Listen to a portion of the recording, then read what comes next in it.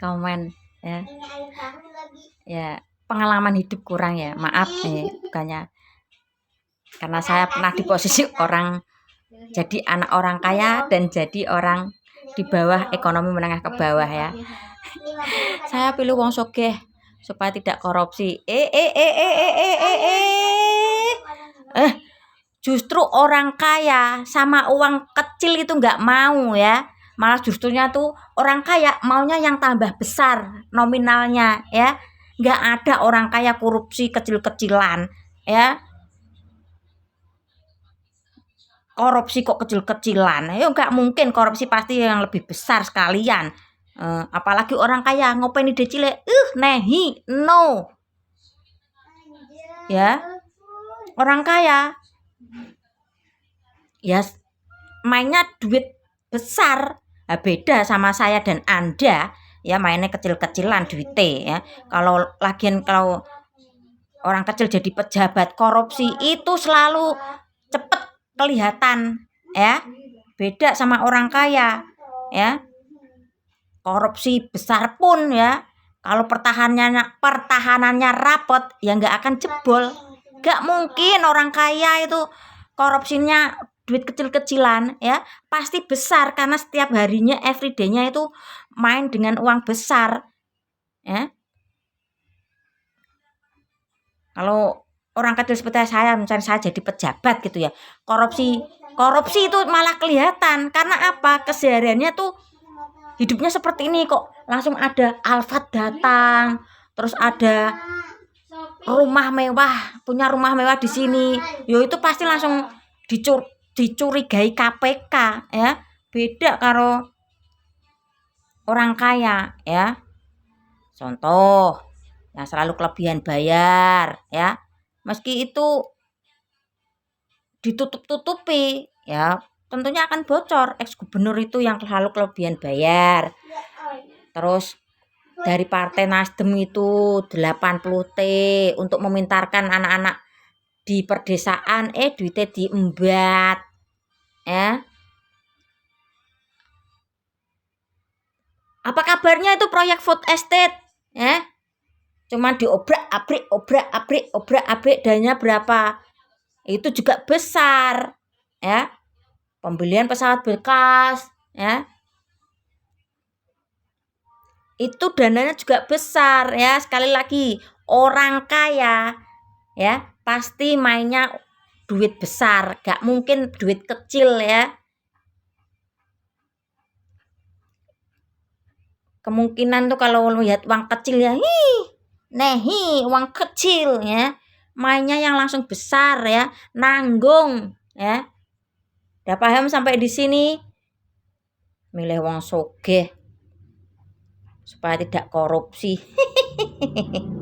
Ya.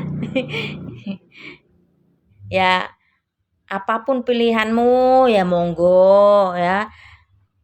Dinikmati, dibikin senang ya, tapi rodok berpikir ya, orang kaya memilih orang sogeh supaya tidak korupsi, gak mungkin, apalagi nanti Pak Prabowo yang menjabat. Ya, wis, ayo rodok dipikir ya. Ibu, Anda mengingatkan saya pada masa lalu saya, Bu. Anda komen seperti ini ya. Padahal kan suami saya itu tepat 2010 ya. Sudah patok 2. Ya, sudah patok 2, Bu. Innalillahi wa inna ilaihi rajiun, Bu. Ya. Habis itu saya dirawat di RSC, Bu. Karena beban hidup yang begitu berat, Bu. Ya. Jadi sampai 13 tahun ini saya belum menikah lagi, Bu. Lagi fokus untuk membesarkan anak-anak dan menuntaskan sekolah anak-anak, Bu. Ya. Nah, ini ada lagu buat Ibu. Bojomu sisuk tak silie, kowe entuk apa orane. Aku wis suwe ora duwe bojo, makane aku nyileh bojomu. Ibu, Anda mengingatkan saya pada masa lalu saya, Bu. Anda komen seperti ini ya. Padahal kan suami saya itu tepat 2010 ya. Sudah patok 2. Ya, sudah patok 2, Bu. Innalillahi wa inna ilaihi rojiun, Bu. Ya. Habis itu saya dirawat di RSJ, Bu. Karena beban hidup yang begitu berat, Bu. Ya. Jadi sampai 13 tahun ini saya belum menikah lagi, Bu. Lagi fokus untuk membesarkan anak-anak dan menuntaskan sekolah anak-anak, Bu. Ya. Nah, ini ada lagu buat Ibu. Bojomu sisuk tak silihe, kowe entuk apa orane? Aku wis suwe ora duwe bojo, makane aku nyileh bojomu. Wah, gak update ya. Saya udah gak perlu obat. Saya sudah waras. Ya, dan dokter pun sudah menyatakan, ini kata-kata yang selalu saya dengar ya.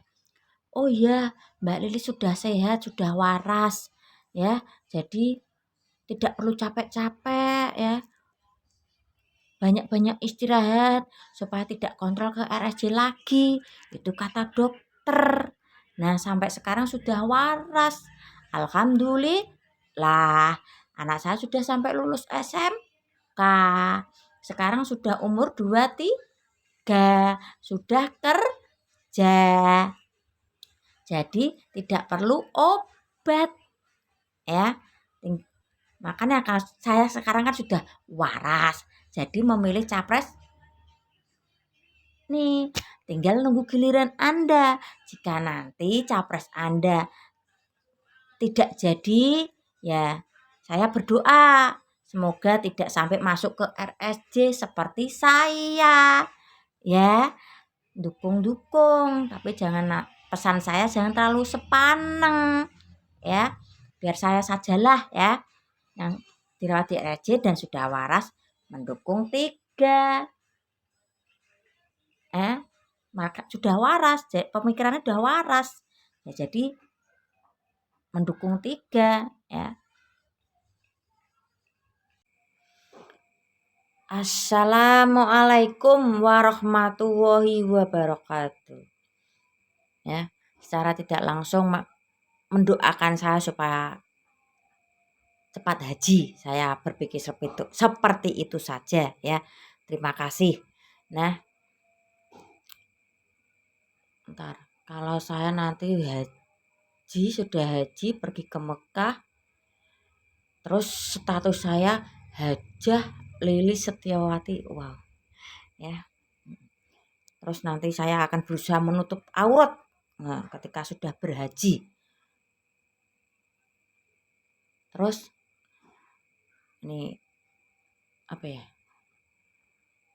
Hablum minan nas, yang artinya ulang saya.